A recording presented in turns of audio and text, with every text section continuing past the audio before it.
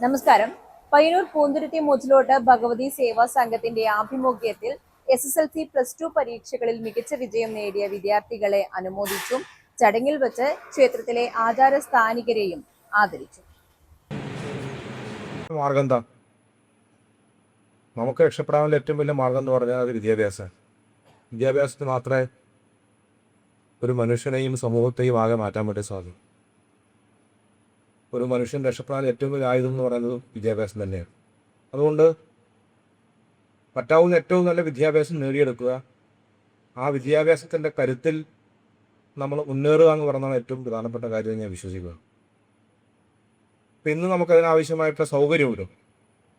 ആ സൗകര്യങ്ങൾ വളരെ ഫലപ്രദമായിട്ട് ഉപയോഗപ്പെടുത്തിയതുകൊണ്ടാണ് ഇവിടെ നമുക്ക് ഇത്രയും കുട്ടികൾക്ക് ഇന്ന് അനുമോദനം കൊടുക്കാൻ വേണ്ടി സാധിക്കുന്നത്.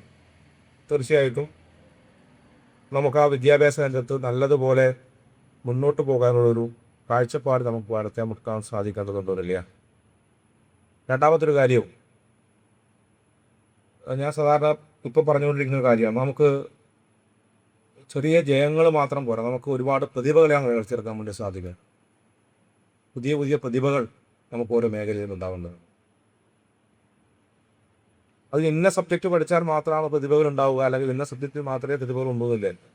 നമ്മുടെ മുമ്പിലുള്ള എല്ലാം സാധ്യതകളാണ്. എന്ന് ഖേദപൂർവ്വം അറിയിക്കുന്നു.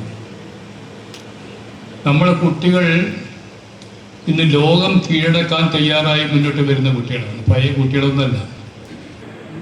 നമ്മൾ അതിന് പുറമെ ജീവകാരുണ്യ പ്രവർത്തനങ്ങളും നടത്താറുണ്ട്. വളരെയധികം രോഗബാധിതരായിട്ട് കഷ്ടപ്പെടുന്ന പാവപ്പെട്ട നമ്മുടെ സമുദായങ്ങൾക്ക് നമ്മുടെ പറ്റുന്ന രീതിയിലുള്ള സാമ്പത്തിക സഹായങ്ങളൊക്കെ നമ്മൾ ചെയ്തു കൊടുക്കുന്നുണ്ട്. നമ്മുടെ ആചാരസ്ഥാനികരെ ആദരിക്കുന്ന ഒരു ചടങ്ങ് ഇവിടെ സംഘടിപ്പിച്ചതിൽ അതിയായ സന്തോഷമുണ്ട്. അത് പൂന്തുരുത്തി മച്ചിലോട്ട്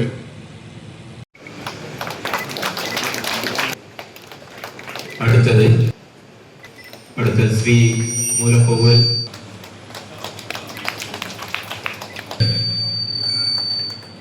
വൈഗ PV ശ്രീഷ്ണ